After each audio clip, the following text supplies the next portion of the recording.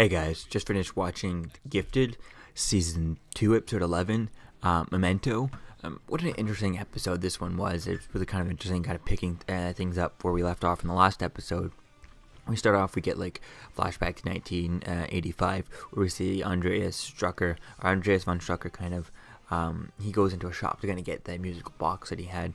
And he had it kind of modified and stuff, and the shop owner tries to buy it from him, and he kind of ends up just killing him there to keep it a secret, I guess, everything about the box. That was cool seeing that. We see Lauren is kind of training a lot. She's kind of training and studying a lot about the von Struckers and stuff, and really diving deep into there. And I thought it was going to be a bit more about that, and it's definitely part of the episode, but it's very much of a backstory in this in this episode. So that was kind of interesting playing with that. We see that Riva has found 3 new prisoners from that they escaped when she let out all the mutant prisoners and turned up all the collars out there. And my question is, why only 3? I mean, yeah, she has these 3, these three, they're specific because they did this one thing and back, they murdered a bunch of people, and Lorna kind of recognized them as mass murderers, who killed families and stuff, and not really too happy about that. But I keep wondering as to why did Riva only find 3, she found these 3, she specifically needed these 3, but I'm surprised that, whenever she went and picked these people up, I'm not sure if she showed up, we never saw her where she picked these guys up. Was she standing outside of the prison that they were all at? I mean, they're all at different prisons, but where did they meet up? And imagine a bunch of other mutants. They must have made some sort of team of mutants, from their own specific, prisons where they were at, right? They had their own kind of alliances within their individual prisons, and I'm just wondering as to why only 3, Yeah, these 3 you need specifically, but if you happen on the way to kind of be searching for different people, and you got other people kind of looking out for different mutants, I'm surprised that Riva wouldn't have, 5 or 6 people, if not 10 new people, and then you specifically were looking for these ones because you needed them for their powers set, and then the other ones are just kind of like, hey, the more the merrier, right? So that's why I find it a bit weird that they haven't done that. The Frost Sisters are not going out giving people mental kind of flyers, kind of like, hey, if you'd like to join our cause, come and see us, just kind of setting that out there mentally to all the mutants, right?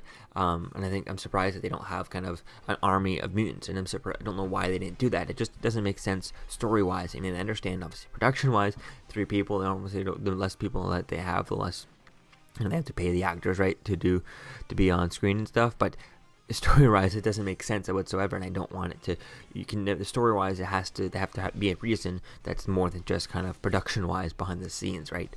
That can never be the answer for why they don't do something. So I just would like to be explained would like to have seen an explanation as to why the 3, type thing, and maybe just see that they're kind of slowly building in, but we only ever see this.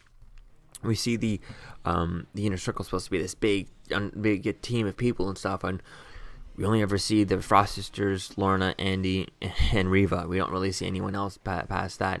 Every now and then we see, the extra people, like, I forget the hacker and stuff, who's able to kind of go good on the computers and stuff, and we see Fade and stuff, but that's about it. We never really see more than, like, maybe about 10 people, not even. More like 5 or 6 people we even see, at a time, if not, we never really need to see 10 people, like an army of people like they actually have. So I think that would have been way more interesting. It would have made sense as to, that she would obviously want to recruit as many of the escaped convicts as possible, right? Especially the ones with the most dangerous powers and stuff. Even the ones that are not really kind of trustworthy, Riva could still use them to say, hey, you go attack this place while we go there. All the cops will go there and be distracted. The mutant underground will go over there and get distracted by that, while we secretly do things over here. And I think that would be, Riva could totally use a lot of them to do that, even if they're not kind of, they're actual murderers and actual not trustworthy people and stuff. Like I said, you can just kind of use them as distractions, right? So I'm surprised that Riva didn't do that, and that's why I kind of find it really weird that she only has like 3 people. She turned off all the callers and only have 3 people, and didn't have, an open invitation to all mutants, right? And there's only 3 of them that came in. That's kind of silly, especially with some of them being, younger kids and stuff like that who need shelter. It'd be too easy to have them, to offer them, hey, come live in this mansion type, this luxury type thing. It'd be too easy to offer that to them, right, and get them to show up. So I don't know why they only have 3 people. That was kind of weird. We see the Purifier members, membership kind of has gone up. Reba even says that to Lorna. when she says that she brings out the fact that these are, murderers, right? These are mass murderers, right? She's like, the Purifier membership has gone up 70%. So all mutants, just now she's seeing all mutants as a threat, and that's something that's kind of off for Lorna and stuff. And I don't know, it feels like it's a bit out of the blue for her all of a sudden to start being kind of against everyone.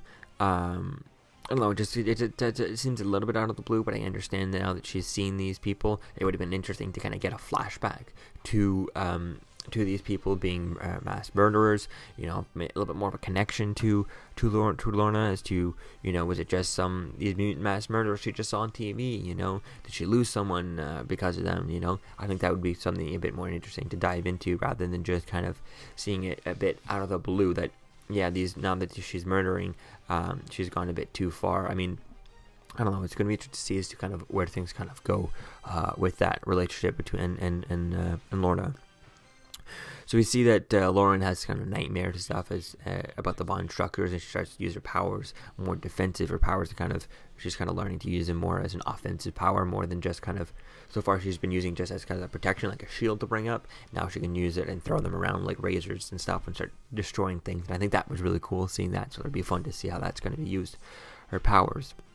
And we see Lorna tells Eclipse that Reva's recruited these killers.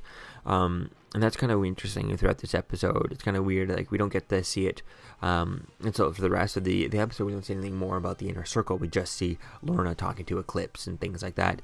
And we never get to see like how she keeps leaving the Inner Circle and just going off there, and no one's kind of following her.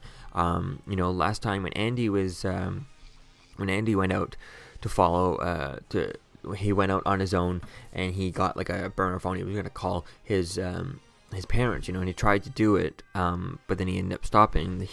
Reva sent Fade out after him, and I can't remember if Fade is still under the captive of, I can't think Fade has been given back to the Inner Circle. I don't think the Mutant Underground have him anymore captive or anything, but, just how come the Inner Circle's not kind of following, and Reva's not kind of following Lorna, especially after she kind of brought up the whole these guys are murderers type thing. I'm not really sure, like she did admit and show some doubt and kind of like not really sure about these new recruits. So because of that, Reva should totally be watching her and figuring out what's going on. So there should be some sort of question as to why she's going out and where she's going and what's really kind of going on with all that.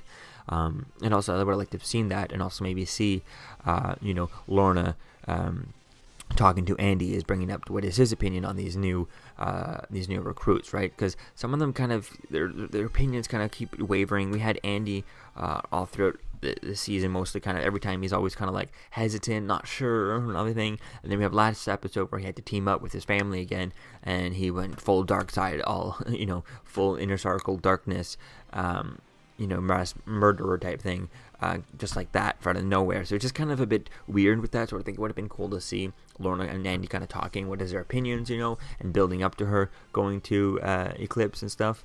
And I think that would have been interesting to see that, and seeing Andy with her so that they're both there would have been interesting like that, or just to see Andy's opinion on the matter and see where things are going, right? And I think that could have been interesting, even if he's not, he agrees with her a little bit, but not enough to go and meet up with Eclipse. I think that could have been interesting. Maybe he could have covered for her just to see as to how she's kind of keeps walking out of the Inner Circle without anyone asking why she's going, and how long she's been gone out for, right? And trying to what is her excuses, and how are those excuses being, she's saying that she's going out for something else, what is she actually telling them, right? What's the lie she's telling to get out, right? So we don't see that. We see the police ends up showing up at the apartment where the Struckers are, and everyone's been hanging out with the Mutant Underground are. Then Lorna kind of distracts them and sends them away type thing. That was really cool seeing that. Then we see Wilson, Pete Wilson, if I'm not mistaken, the police officer who's a purifier, ends up killing a defenseless mutant type thing. We see it looks like it was in a chair. And then later on, Turner ends up covering for him in front of the cops. That was interesting, dealing with that. And then we get his wife, Turner's wife, Paula, ends up kind of calling him after she sees on the news, on the TV, about how they saved, these students, these teenagers from dangerous mutants and stuff. And I think that's interesting dealing with that. The way they were playing it, I thought, oh wow, is this going to be where the turning point where the purifiers kind of go too far, and maybe Jace Turner kind of has to kind of disavow this guy and just be like, yeah, yes, we had an accident, we had one member who went too far, we're throwing him to the wolves to kind of keep the to the police and to the wolves type thing, to keep the peace under the purifiers, to make them still look good as if they were they're still trying to just save people, right? And I thought they were going to do that, or maybe even kind of, this is going to be the kind of one thing where it starts to kind of put some doubt in people's mind about the purifiers, because I imagine there's a lot of people who don't realize that they're killing innocent mutants type thing.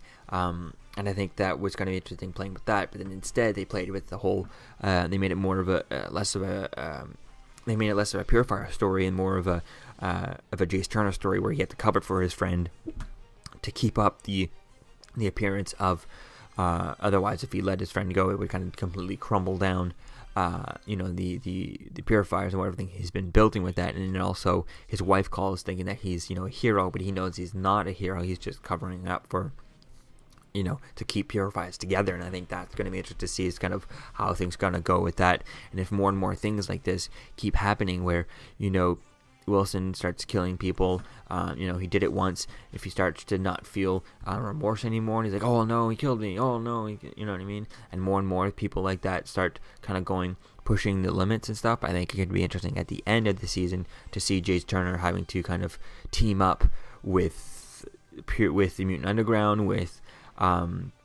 with Inner Circle, either or. I think it could be interesting like that, just see him at the end of the season having to kind of the last minute having to switch over because the purifiers have gone too far and started to kill anyone who has if the purifiers got started to get like apocalypse or dystopian futures kind of storyline, like the Days of Future Past storyline, where they get a potential device that has the potential to tell, oh, you're human, perfect, this person is human, but we can tell that he has a potential to pass on the mutant DNA, I think that could be something interesting to play with that, to see as to what is the Purifier's opinion is going to be on something like that. What is Jace Turner's opinion going to be on something like that?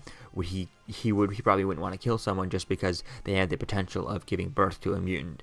I think that, it could be something cool to play with to kind of divide the Purifiers. And I think it could be cool to see as to where things kind of go with that.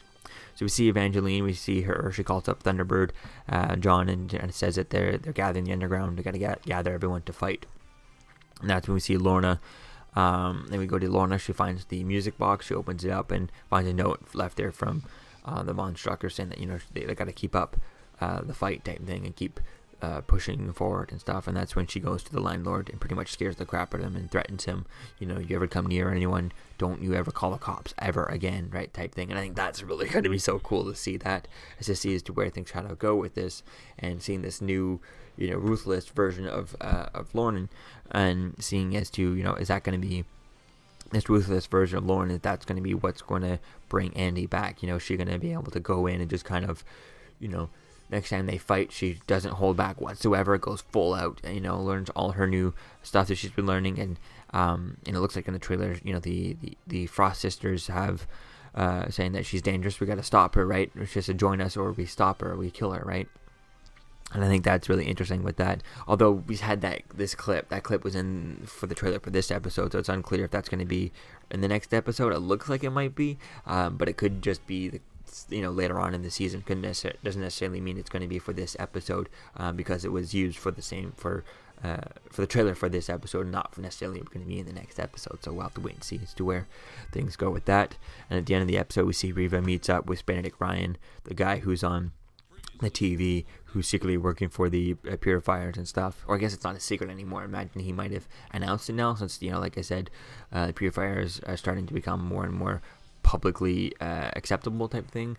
They're not really a hate group. They're still just kind of people are joining them more and more. They're 70% up in memberships and stuff. And so I think that's really going to be interesting to see as to kind of where things go with all that. With Jace Turner finds out that that that Ryan is working with Reba and all that stuff. Could that be something that kind of pushes? And with Wilson, he killed this innocent kid and stuff in defense and stuff. If that starts to if he starts to kind of brush that off, and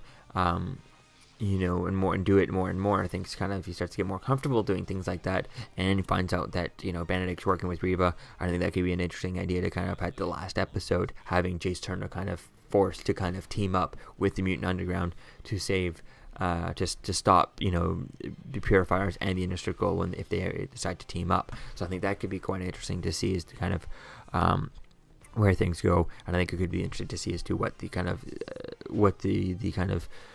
what's really going on between the two. It could be quite interesting with that. I think it could be quite interesting to see as to where things go with that. And I think it'd be interesting to see. I could see Reba, when she was teaming up with Benedict Ryan, maybe she's giving him information to go after the Mutant Underground, right? And I think that could be quite interesting to see as to where things go there.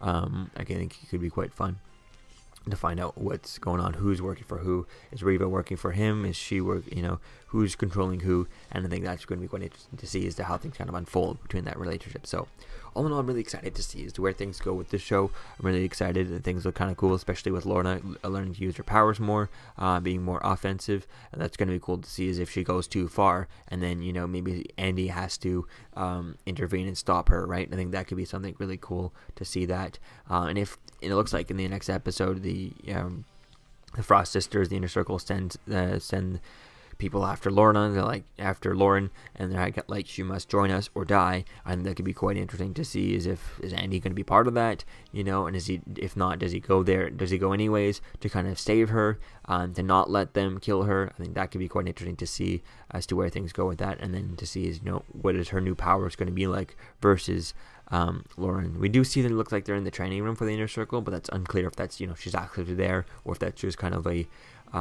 nightmare type of thing. I'd imagine it would just be a nightmare rather than her wanting to I don't think she really would go there without a fight whatsoever, so I don't think she'd let herself get taken. So I think that could be cool to see as to where things go there. So all in all, really excited to see as to where things go with this show. So let me know what you think, guys, about this episode in the comments below. Season 2, Episode 11, meMento, and I'll see you guys in the next video. Peace out.